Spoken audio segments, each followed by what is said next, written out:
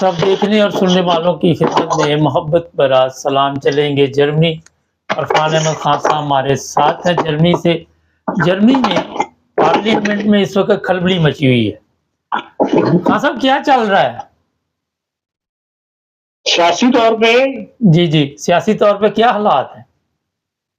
देखें, जर्मनी के अंदर जब से वो एफडीपी अलहदा हुई है, अलहदा क्या हुई है, उनका वजीर खजाना जो था अपना बजट के मामलात में, उसमें कांसलर उसके दरमियान इख्तिलाफ था, तो उस पर वजीर खजाना नहीं माना तो कांसलर ने उसको बरतरफ कर दिया। फिर एफडीपी के तमाम मिनिस्टर्स थे वो उस वजह से रिजाइन कर गई, एफडीपी पार्टी हुकूमत से अलहदा हो गई।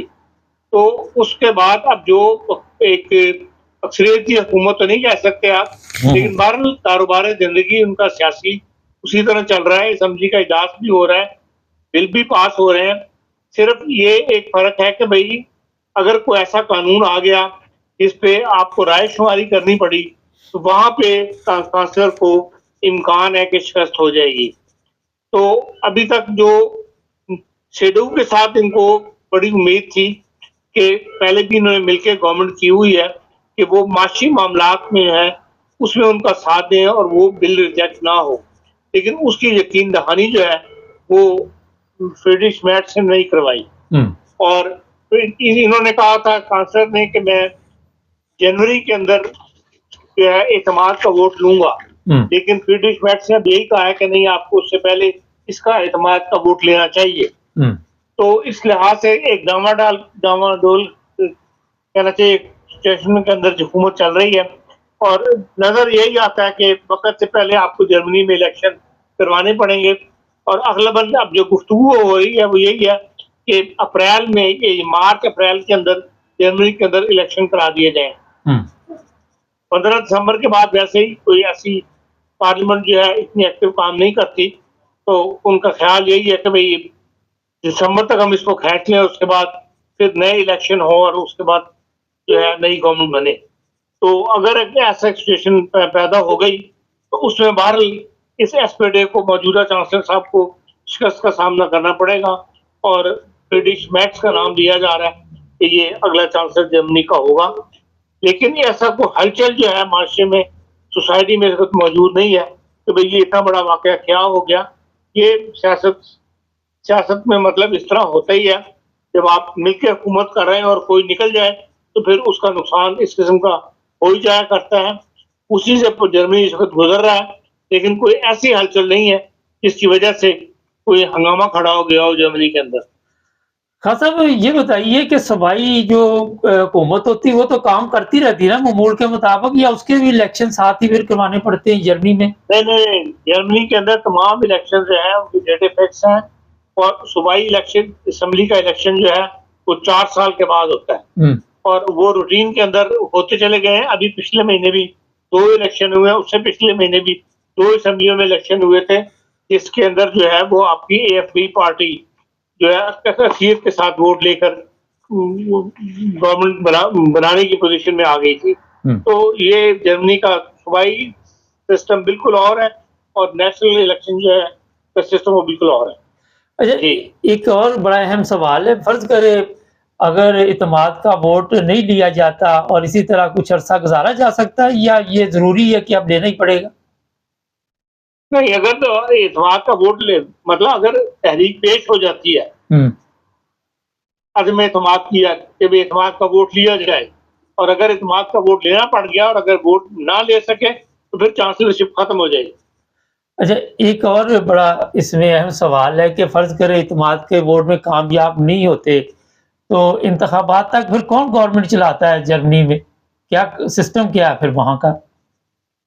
फिर ये है कि भाई उस चांसलर वही रहता है, लेकिन ये है कि भाई इलेक्शन की डेट अनाउंस हो जाती है, या तो दूसरा जो है दूसरी पार्टी, जिस तरह के श्मिट के साथ हुआ था, हेलमुट श्मिट और वो जो था हेलमुट कोल, उसके बाद अदम इत्तेमाद की तहरीक पेश हुई थी, तो हेलमुट श्मिट ने उसी वक्त गवर्नमेंट जो है वो हेलमुट कोल के हवाले कर दी।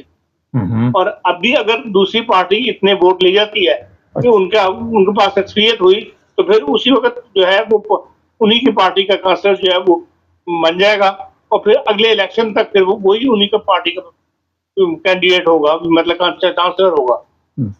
आप एक अरसा से जर्मनी में रह रहे हैं, आप क्या देखते हैं कि क्या होने वाला आने वाले दिनों में ये पार्टी चलेगी या दूसरी पार्टी बरसरे इक़्तिदार आ जाएगी? मैं ये देखता हूँ फ्रीडरिश मेर्ज जो है वो चांसलर बन जाएगा। अदम एतमाद की तहरीक पेश होने के बाद इन्हें जो है छोड़नी पड़ेगी चांसलरशिप, और दूसरी शेड्यूल पार्टी जो है वो उसको सदर कह सकता है कि आप उसका अपना एतमाद का वोट ले लें तो आप चांसलर के तौर पे जो है जिम्मेदारियां पूरी करें, और नेक्स्ट इलेक्शन जो है वो फिर शेड्यूल हुई करवाएगी। अच्छा, सदर जो होता है खान साहब, थोड़ा सा हमारे देखने वालों को बताइए कि वो किस तरह मुकर्रर होता है जर्मनी में, ताकि क्योंकि हमारे तो ये होता है ना कि पाकिस्तान का और सिस्टम है, तो यहाँ क्या है? यहाँ देखें, यहाँ तमाम जो असम्बली है 745 आदमियों की, वो एक तो वोट देती है, और उतने ही आदमी जो है सिविल सोसाइटी से चुने जाते हैं, जो मुख्तलिफ शोबा है जिंदगी के अंदर, जिन्होंने नुमाया कारकर्दी दिखाई भी हो, या जिनके ऊपर कोई उंगली ना उठे कि यार इसको इसने शामिल कर दिया, ये नवाज शरीफ का आदमी था या ये फलाने बंदे का आदमी था। हर वो बंदा जो बिल्कुल क्लियर है और मुल्क की खिदमत उसने की हुई है, उसको फिर वो उनमें 700 बंदा उनमें से चुन लेते हैं, और वो फिर सदर का मतलब वोट देते हैं, और सदर का इंतखाब अमल में आता है। तो सदर जो है वो पार्लियामेंट के मामलात में दखल अंदाजी करता है, या उसकी क्या पावर होती है जर्मनी में? देखें, आईनी ओहदा होता है उसके पास। उसका काम सिर्फ जो पार्लियामेंट की बात कानून साजी वगैरह है उसकी सिर्फ उस पर साइन करना है। इससे ज्यादा सियासी मामलात में यहाँ का जर्मन सदर कभी भी मुदाखलत नहीं करता। एक दफा जो अपना शेड्यूल का सदर साहब थे, उन्होंने एक तबसरा किया था, और उसका उन्होंने बहुत ज्यादा बुरा मनाया था असेंबली के मेंबरान ने कि भाई इन्होंने क्यों हमारे मामले में इस तरह की मुदाखलत की है। उसी पर उस वक्त उन्होंने इस्तीफा दे दिया था और घर चले गए थे। अच्छा खान साहब, जिस तरह हमारे ममालिक में खलबली मच जाती है कि ये इस्तीफा आ गया, वो जी पार्लियामेंट में बिल जाएगा, मीडिया क्या इस पे बातचीत कर रही वहां भी? देखिए, मीडिया कोई किसी को क्रिटिसाइज नहीं कर रहे, सवाए इसके कि जो कमजोरियां थी इनकी हुकूमत की, शुल्स की, उन पर जरूर निशानदेही की जा रही है, और कहा यही जा रहा है कि भाई जो पॉलिसी इन्होंने इख्तियार की हुई है गैर मुल्कियों की या इसकी असालम सीकर की, उसकी वजह से इनकी पार्टी को मुसलसल नुकसान पहुंचा है। खान साहब, आप समझते हैं कि सबसे बड़ा जर्मनी का इशू यही है सियासी पनाह वालों, या यूक्रेन जंग भी, फिर कोरोना भी आ गया, कई चीजें आ गई, मगर मुस्तकिल तौर पे इसी तरह के बयानात भी दिए जा रहे हैं, इसी पे काम भी हो रहा है, बॉर्डर भी सख्त किए गए। वो इतना बड़ा मसला बना के बयान नहीं किया जा रहा। वो ये कहते हैं कि हमारा माशरा जो है वो बदल रहा है, मुल्क में क्राइम ज्यादा आ रहा है, इस किस्म की बातों को वो सामने रख के बात करते हैं। इस बात पे वो ये नहीं कहते कि ये सारे के सारे इधर क्यों आ गए, हमारे पास क्यों आ गए। ये वो ये कहते हैं कि भाई जो परसेंटेज है जो दुनिया की दूसरी आबादी है यूरोप के दूसरे मुल्कों को, उनको भी इन महाजरीन को लेना चाहिए, सारा बोझ जर्मनी ना उठाए। अच्छा, या जर्मनी ने जिस किस्म के उनको सहूलियात दी हुई है उन पे लोग यकीन इतराज करते हैं कि भाई दूसरे मुल्कों में इतनी सहूलियात नहीं दी जाती जितनी सहूलियात जर्मनी ने दी हुई है। ये भी खबर मैं बता दूं कि तमाम सूबों में इतला ये आई है कि पैसे बंद किए जा रहे हैं सियासी गुनाह वालों के, कुछ ही पैसे मिलेंगे थोड़े से, बाकी मेरा वो बसाल कार्ड जो है वो इशू हो रहे हैं, और आने वाले दिनों में किसी जगह पे भी नगद वो जो पैसे मिलते वो नहीं। खान साहब, एक खबर मेरी नज़र से आज गुजरी थी, और वो भी ये है कि बर्लिन और जो दूसरे बड़े शहर हैं वहाँ पे ओबान, एसबान, सीरियन, अफगानी जो लड़के हैं उन्होंने लड़कियों का जीना हराम किया हुआ है, और आए दिन इस तरह के केस सामने आ रहे हैं। क्या वजह है? ये इसीलिए कि भाई जो गैर मुल्क के खिलाफ जो आवाज उठती है वो इन्हीं वाकयात की वजह से उठती है। कि इस किस्म के वाकयात बहुत ज़्यादा बढ़ रहे हैं जर्मनी के अंदर। जो गैर मुल्की बाहर से आने वाले हैं, वो इस किस्म के नौजवान जो हैं, वो आज़ाद माशरे में आने के बाद एकदम बहुत ज़्यादा खुल जाते हैं। तो यहाँ आपको पता है कि भाई कोई ऐसी पाबंदी नहीं, आपको ज़बरदस्ती किसी के साथ नहीं कर सकते। तो जो लोगों का जीना हराम कर देते हैं, लड़कियों को चलना वगैरह, उस वजह से ऊबान वगैरह में ऐसे वाकयात ज़्यादा हो रहे हैं।